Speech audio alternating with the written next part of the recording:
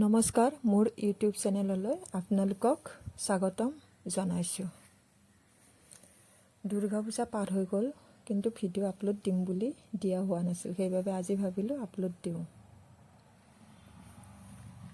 দুৰ্গা পূজাৰ আগত যিহেতু বহুত কেইদিন বৰষুণ দি আছিল, সেয়েহে 2-3 দিনমান আগত ফেঞ্চি বজাৰ মানুহৰে ভৰি পৰিছিল।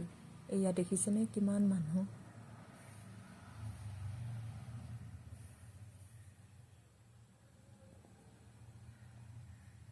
মই ভাবোঁ দুৰ্গা পূজাত নতুন কাপোৰ পিন্ধি পূজা চাব পাৰিলে মনটো ভাল লাগিব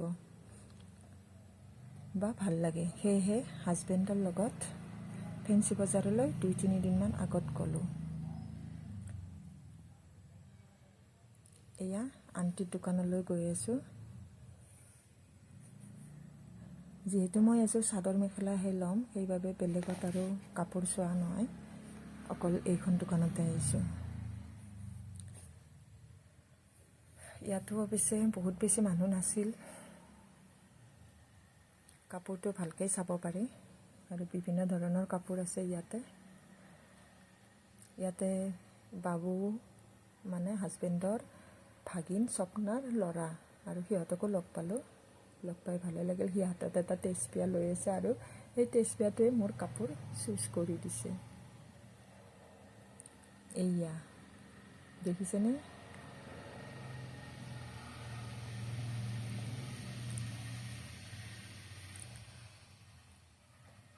এইযোৰ তেজপিয়াটোৱে কাপোৰ চুজ কৰি দিলে।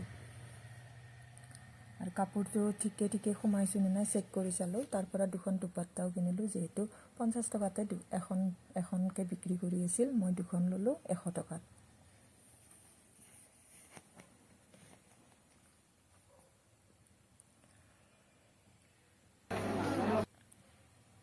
আৰু এয়া আমি তাৰ পৰা ওলালোঁ। আৰু এইযোৰ কাপোৰযোৰ যোৱাবাৰ কিনিছিলোঁ পূজাত, ঠিক এনেকুৱাই আছিল। তাৰপিছত আমি লক্ষী কেবিন বুলি গ'লোঁ। তাতে বহুত মানুহ আছিল, ভিৰ।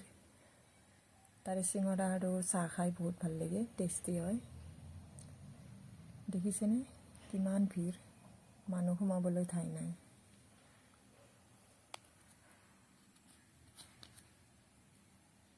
ঘৰৰ কাৰণেও মিঠাই ল'লোঁ।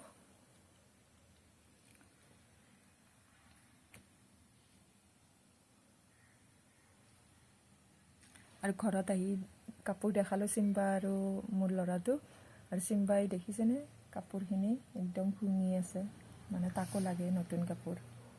এয়া খেলিব লাগিলে, তাৰ সেইখন কাপোৰে ভাল লাগিছে। তাৰপিছত অলপ ফ্ৰেছ হৈ তাক বিস্কুট খুৱাই দিলোঁ।